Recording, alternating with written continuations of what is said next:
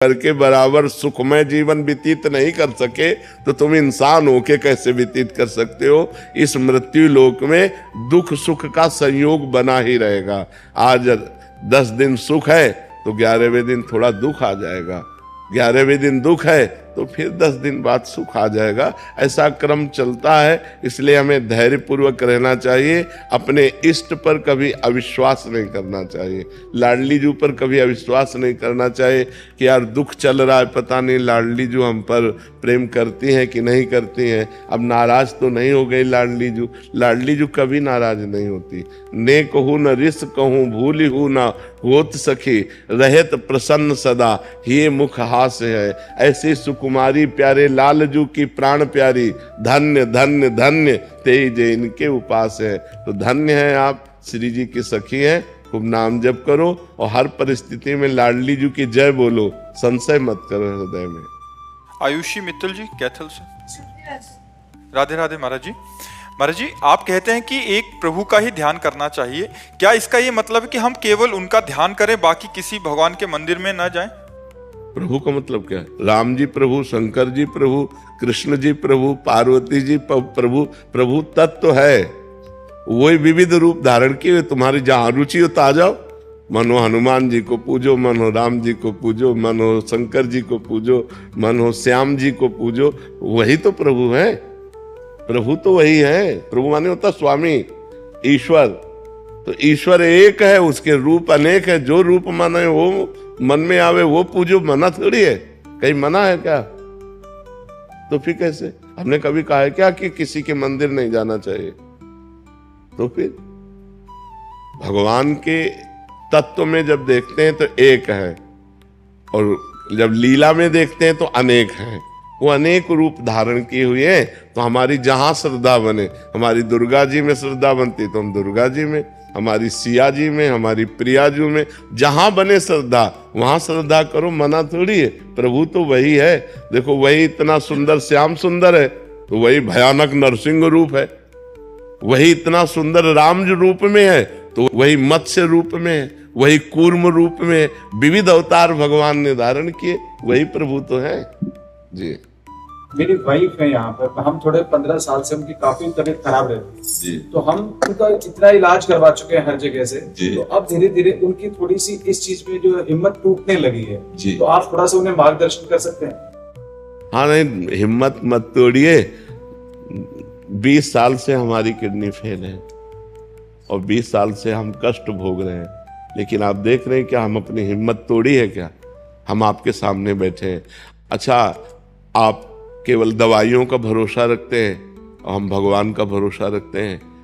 आपने पाप कर्म भी कर लिए होंगे, लेकिन अपने बचपन से बाबा जी हैं। कोई भूल कोई गलती बहुत संभाल कर जीवन चलाया, लेकिन पूर्व का पाप, पूर्व जन्म का पाप हमको दंड दे रहा है। हम उसको भोग रहे हैं, आनंद पूर्वक भोग रहे हैं। तो आपका पति, भगवान की कृपा इतनी कि वो आपका सहयोग देने वाला है। तो आप बड़े सौभाग्यशाली हैं जो आपको ऐसा पति मिला हुआ है। ये जरूर है कि पूर्व का कोई प्रारब्ध ऐसा है जो आपके शरीर को दुख दे रहा है। तो नाम जप करते हुए भगवान के आश्रित से इसको सहो।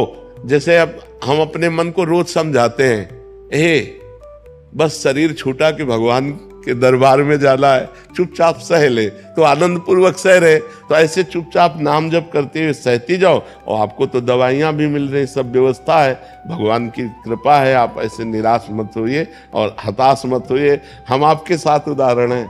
20 साल से किडनी खराब है और रोज अतरे दिन रोज डायलिसिस हो रहा है। कितनी परेशानियां हैं। तो हर कष्ट को सहने के लिए हमें मनुष्य शरीर मिला है, निराश मत होइए। ठीक है? राधे राधे महाराज जी। महाराज जी, पहले मैं ध्यान योग करती थी जिसके कुछ परिणाम भी मिले, मगर अचानक से मेरी रुचि श्री कृष्ण के प्रति भक्ति योग में प्रबल हो गई। मगर जब भी मैं भक्ति योग करती हूँ अच्छा, वो ध्यान योग में ही बदल जाता है। मैं ये बताओ कि ध्यान योग में तुम्हें क्या सफलता मिली? कितने घंटे पद्मासन में बैठ सकती हो? कितने महीने ब्रह्मचर्य रह सकती हो? संयम, नियम, आसन, प्राणायाम, धारणा, ध्यान, समाधि, ये अष्टांग योग के अंदर आता है। तो पहली पंक्ति इसमें संयम, कई महीने ब्रह्मचर्य रह सकती हो, कितने साल ब्रह्मचर्य रह सकती हो, कितने घंटे पद्मासन सिद्धासन में बैठ सकते हो? हमारे प्रश्नों का उत्तर दो। कौन सी परमात्मा की धारणा तुम्हारे अंदर आ चुकी? आखिरी में ध्यान और समाधि। 6 के बाद 7वां नंबर है ध्यान और 8वां नंबर है समाधि। यह अष्टांग योग है। ऐसे ध्यान आंख मूंद लेने को ध्यान थोड़ी कहते हैं। ध्यान का मतलब होता है परमात्म तत्व में स्थित होना। अब बताओ, 1 घंटा बैठ सकती हो पद्मासन में? नहीं बाबा जी। 15 मिनट बैठना मुश्किल हो जाएगा। अभ्यास रहे तो ध्यान किसका करते हो? फिर ध्यान योग कैसे? जब नीचे की सीढ़ी नहीं तो छत कैसे बन जाएगी? हमारी बात ध्यान करो। यम नियम प्राणायाम प्रत्याहार धारणा ध्यान समाधि, यह अष्टांग योग है। यमय नहीं है, नियमय नहीं है, आसनय नहीं है, प्राणायाम ही नहीं है, प्रत्याहार ही नहीं है, धारणा ही नहीं है, तो ध्यान कहां से आ जाएगा? पहले नीचे की सीढ़ियों में आओ, पहले नीचे को पुष्ट करो, तब तो ध्यान लगेगा। परमात्मा का ध्यान ऐसे लग जाएगा? कई मिनट प्राणायाम प्राणवायु को रोका जा सकता है, कई मिनट अष्टांग योग में चला जा सकता है। तो कलयुग है। हम तो कहते हैं नाम योग से बढ़कर के कोई योग नहीं। प्रभु का नाम जप करो, भगवान की लीला कथा सुनो, भगवान की सेवा करो, परिवार को भगवान मानकर सेवा करो, इसी से भगवत प्राप्ति हो जाएगी। कलयुगी शरीर है, high blood pressure, low blood pressure, sugar, ये वो दुनिया का प्रपंच शरीरों में है। अष्टांग योग करोगे, अष्टांग योग तो बहुत बड़ी बात है। ध्यान योग तो योगियों का विषय है जी। समझ पा रहे हो आप? ये कह रहे हैं इनके आज्ञा चक्र में स्पंदन होने लग जाता है ऐसा करके। भैया बिना सिद्धासन लगाए, बिना पद्मासन लगाए कैसे हो सकता है? मूलाधार केंद्र से लेकर के षटचक्र भेदन, तब आज्ञा चक्र पे, सीधे आज्ञा चक्र पे कोई गोली मार दे क्या? आज्ञा चक्र ऐसे हो जाएगा? अरे राधा राधा जपो, कृष्ण कृष्ण जपो, हरि हरि जपो, तुम्हारी एक एक श्वास सार्थक हो जाएगी। जो कुछ नहीं जानता और राम राम कह रहा है ना, वो आध्यात्मिक उन्नति को प्राप्त हो रहा है।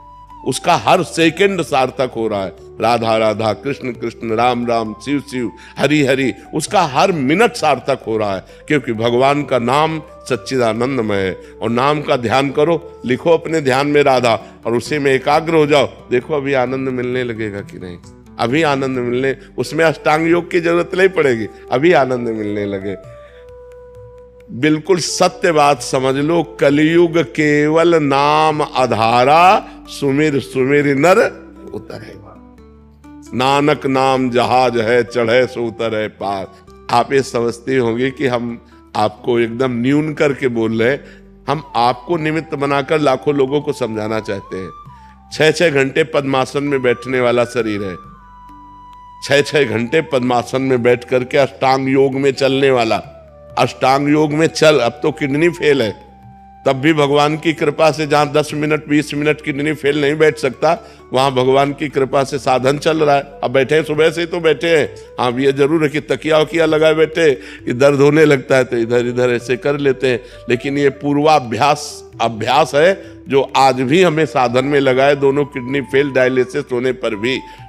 जब तक हमारे आसन सिद्ध नहीं होंगे तब तक आज्ञा चक्र खुल ही नहीं सकता है, क्योंकि वो नाड़ियां नीचे से चलती हैं, मूलाधार केंद्र से चलती हैं। जब हम सिद्धासन और पद्मासन पर बैठते हैं 3 घंटा बिना हिले डुले, तब वो आंख पैदा होती है, कुंडलनी जागृत होती है, और वो आंख सीधे सुषुम्ना नाड़ी से जाकर आज्ञा चक्र और ब्रह्मरंध्र तक स्थित होती है। बहुत बड़ी ताकत है। 3 घंटे क्या 30 मिनट आप सिद्धासन या पद्मासन में बैठकर देखो, तुम्हारे होश न उड़ जाए तो बताना। 30 मिनट टांग पे टांग चढ़ा करके पद्मासन जो होता है, कमलासन जिसे कहते हैं, आप बैठो, जांघें फटने लगेंगी, शरीर टूटने लगेगा, उसको सहन करने की सामर्थ्य। तब जाकर जब शांत एकदम, वायु मन ब्रह्मचर्य तीनों का समावेश है, प्राणवायु ब्रह्मचर्य और मन तीनों एक है। अगर आपका प्राणवायु सूक्ष्म है, ब्रह्मचर्य ठीक है, मन एकाग्र है, अब ध्यान लग जाएगा। बड़ा कठिन ये योग है, इसलिए सरल सबसे बड़ा योग। राम राम राम राम, राधा राधा राधा राधा राधा, कृष्ण कृष्ण।